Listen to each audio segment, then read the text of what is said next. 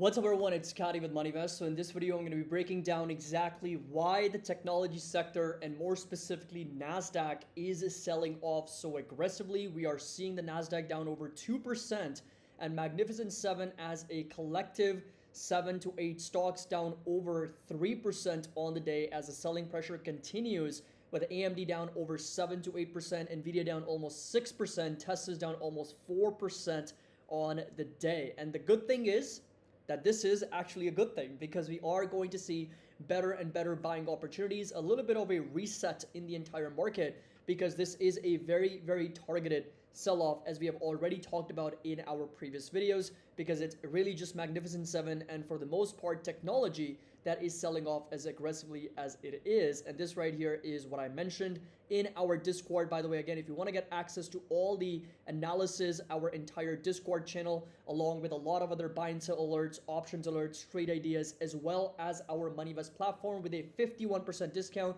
that's available until the end of this month. Link's going to be down below. We'll love to have you on board. So this right here is the targeted sell-off, which I mentioned in our Discord with Meta, Apple, Microsoft, Nvidia, Amazon, Eli Lilly, all these stocks here selling off on the day, with of course Tesla now dropping down to $248.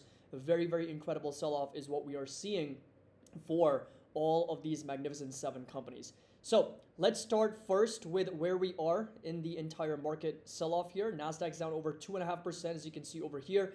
The Dow Jones performing obviously much better, up a little bit over 44 basis points because of the liquidity going away from technology over to other parts of the market. S&P 500 also getting dragged down by over 1.2% on the back of technology. So this right here is the selling pressure across the board. AMD down 8% as of the time of this recording. Nvidia is down over 6%, Meta down 4%, Amazon down almost 3%, Apple is down 2.7%, Tesla's down almost 4%, with Google, Microsoft, Netflix down anywhere from 1.5% to as much as 2%. And the entire index, which is the Apple, Amazon, Meta, Nvidia, Google, Tesla, all these companies included, Magnificent 7, down over 3.2%. That's going to be this index over here. This is the index that I've created on TradingView myself that gives you a bit of an aggregated overview of how this index or how these stocks are doing, down over 3%, which obviously is dragging down the entire NASDAQ and of course the S&P 500 as well. So in this video, my goal is to break down 6 reasons why we're seeing this sell-off. And the first reason is going to be a potential for rate cuts. Yes, you heard that right. The first reason is rate cuts, which is actually bad for Magnificent 7. And I'll give you an example why. Meta doesn't make any money regardless of where interest rates are from a consumer standpoint, right? So Meta obviously is very much a B2B business, right? So Meta is mostly focused on advertising. If you come over to our platform, if you take a look at Meta's numbers, and then of course take a look at Meta, come over to fundamental analysis, go over to the over the last, let's say 5 years, or let's just go over to quarterly numbers, last, let's say 12 to 16 quarters. If you take a look at the revenue, it's been more or less stable, right? Very, very strong numbers in terms of Meta for its revenues, right? In fact, if anything, in the last 2 to 3 years, it's actually gone up. So it's actually done really well. And if you come over to bottom line profitability, so if I remove this and come over to the bottom line net income, again, you can see the last few quarters actually gone up really well as they have spent less money on the metaverse, augmented reality, virtual reality. They've actually done really well. And if anything, I can make a case for why high interest rates is actually a net positive for a lot of these Magnificent 7 companies. The reason being is because these are companies that are cash rich. When you've got cash rich companies that have got so much cash on the balance sheet, what do? They invest in treasury bonds. They invest in marketable securities, also known as treasury bonds. When interest rates are so high at 4.5%, 5%, they've got several hundreds of billions of dollars invested collectively, generating a 4 to 5% interest annually. That is a lot of income for these companies. So interest rates coming down, or the potential for interest rates coming down, is not necessarily a bad thing for Magnificent 7. It's just a better thing for other parts of the market. It's just a better thing for small caps and mid caps and companies and stocks and sectors that have really been neglected over the last 12 to 18 months. As interest rates have continued to go up, it's the other sectors that have really gotten hurt. Magnificent 7, because of their cash-rich position, they've continued to do well. And for this very example and this reason, year to date, if you take a look at this index that we created up until 2 weeks ago, up until 2 weeks ago, this index was up almost 40%. So very, very nice gain on a year-to-date basis. 40% versus S&P 500's 18 to 19% gain, NASDAQ's 20% gain. So this particular index, which is Magnificent 7, was up twice as much as the S&P or the NASDAQ, let alone the Dow Jones. So there was a lot of gains for year-to-date for these companies because of the very fact that they've done really well over the last 2 to 3 years. And again, higher interest rates were always a benefit to these companies. Yes, you can make a case that valuations were going to be suppressed, or higher interest rates yields a lower present value of future cash flows, thereby the valuation should be lower. But in all sense, they've got cash, a lot of cash to invest, and as a result, they always seem to be the best bet in terms of a investment opportunity from a higher interest rate standpoint. Now, the fact that there's higher potential for interest rates to come down, and you'll notice that a lot of the selling pressure began after the CPI numbers came out, and that came in much better than what the expectations were. And as a result, a lot of money has now started to flow into IWM, which you'll notice even today, Russell 2000's only down about 0.5%. So significant outperformance after, of course, having 3 to 4 days of very, very strong rallies in this particular sector as money's moved away from technology over to this part of the market.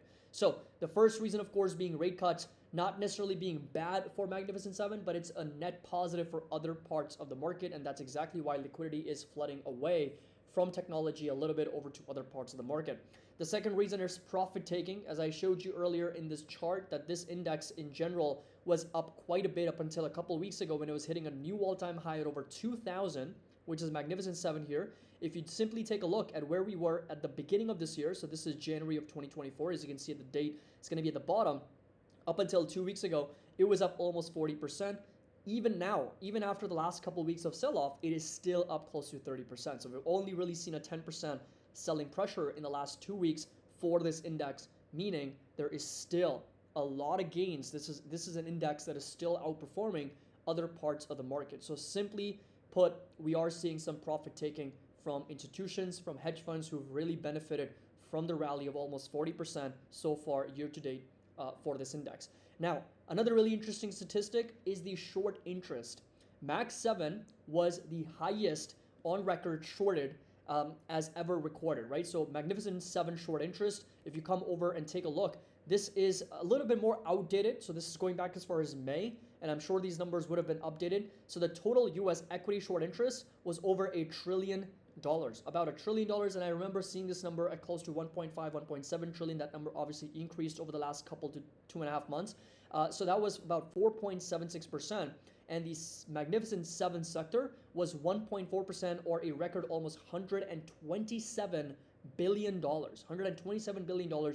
This is broken down by different stocks in the Magnificent 7. So short interest of almost $127 billion, heavily shorted, of course, being Nvidia, Microsoft, and Tesla, well over $22 billion of short interest, followed by Apple at almost 18 billion, Amazon at 13 billion, Meta at over 12.2, and again, Alphabet about $15 billion collectively between their dual listings. So these numbers are really, really high. So over the past 5 years, Magnificent 7 short interest averaged about 86 billion with a low of 57 billion, and now we're seeing that number at $127 billion. We're now seeing a historical high for Magnificent 7 in terms of that short interest. So that is going to be reason number 3 why institutions, hedge funds are going to be more motivated to actually sell Magnificent 7 down, and they're going to want the prices to come down to cover their shorts because of the record shorts they've got on Magnificent 7 at over 127 billion. And I'm sure that number is much, much higher considering that that analysis was a little bit more outdated. But just to give you an idea of how dirty Wall Street can be when it comes to some of the biggest names on the block. Now, concentration is one more threat or risk that I mentioned in my previous videos. So for that, we've already looked at analysis such as this one. As you can see, that big 3 concentrated about 20% into the S&P 500, Magnificent 7 at over 33%. So we always really had a lot of concentration in these 7 names, and this was always posing a huge risk to the entire market because it was just the 7 companies that were really keeping the markets afloat and continue to rallying the markets to new all-time highs. So any type of pullback or selling pressure or any type of profit taking as we are witnessing now was always going to be posing a threat to the NASDAQ and to the S&P 500, which is exactly what we're witnessing now with this entire index down 3% and taking down the NASDAQ at closer to 18,000, which is once again bringing us down to that support level as I mentioned in one of my previous videos. If you come over to the daily chart, I essentially mentioned a lower high and lower low pattern for this index, and as you can see, they were perfectly coming down to that lower low, which again is absolutely incredible that we are indeed in a bit of a downtrend for the NASDAQ here. As you can see over here, that we are making some type of lower highs and lower lows right now. NASDAQ here down over 2.5% as of the time of this video, down to 18,000. Next reason is going to be valuation and technicals. Now, this should not come as a surprise, but the valuation for a lot of these companies were higher than their historical averages. So if you come over to the MoneyVest platform, if you come over to, let's say, MoneyVest metrics for Meta, just to give you a bit of an example, over a 5-year basis, if you come all the way down, we've got a little bit more reasonable to somewhat premium valuation when it comes to price to cash, trading a bit over 12, almost 13 times cash versus on average about 11 for Meta, which is still, in my opinion, a little bit more reasonably priced. But when you come to companies like Apple, always was trading at a bit of an expensive valuation here, because if you come over to Apple here, you look at this premium to somewhat expensive valuation across the board. Doesn't score really well because it's trading at a 3 out of 5 M score when it comes to valuation. Same thing was true for Tesla. Of course, it was true for Nvidia. It was true for Google. It was true for Microsoft when, again, the valuations were expensive to a premium at the moment. And finally, if you come over to technicals, it was pretty evident. It was really obvious that we were gonna see some type of a pullback considering how overextended and overbought we were. I mean, I was talking about this in my videos over and over again. As you can see, the RSI, the MACD was incredibly overbought for Apple. So it was just a ticking time bomb and something that we mentioned and talked about on the channel. So this is not something that should really scare you or surprise you in any way. This is just very normal, and you'll notice the volatility is actually on the rise. It is up a little bit over 8.5% on the day today, pushing back over 14 for the first time since May of 24. And the last time we actually got a very reasonable to decent buying opportunity was back in April of 2024. So April 20th, 420 is when I deployed a lot of the cash because the MoneyVest index was obviously lower at down to close to 3. And this index is now at over 4.17. So the bottom line is that short term, Wall Street is going to try their best to push prices lower for Magnificent 7, for technology, because this is a trade that has somewhat in the short term run its course. This is a trade that as interest rates start to come down, there's going to be better opportunities elsewhere. There's going to be more money made in, let's say, small caps, in REITs, in financials, in industrials, in materials, in utilities, in sectors that were mostly neglected for the last 12, 18, 20 months, because it's really just been a tech show over the last 12, 18 months. So in the short term, and say 6 months to 12 months, there is a possibility that technology continues to stall sideways or even start to see some type of a pullback, considering that liquidity is flooding out of technology over to other parts of the market. But that only presents what? A buying opportunity. Get your cash ready, because you don't see opportunities like these every day. If the markets are down, let's say 10 to 12%, 15, 20%, that's only going to present incredible buying opportunities for us, as the MoneyVest index also trades down to 3 or sub 3, closer to 2.5 or 2. That's going to be absolutely incredible for us to deploy more cash, take advantage, and start gobbling up more shares at discounted and cheaper valuations. So hope you all enjoyed this video, found it helpful. Make sure that you drop a like, subscribe to the channel. Don't forget, link's going to be down below. We're going to be making our MoneyVest index also available on the MoneyVest platform. Again, 51% discount if you're interested in joining us. Of course, getting access to this entire platform for a lifetime until, of course, you cancel. Link's going to be down below. As always, happy investing. I'll see you all in the next video.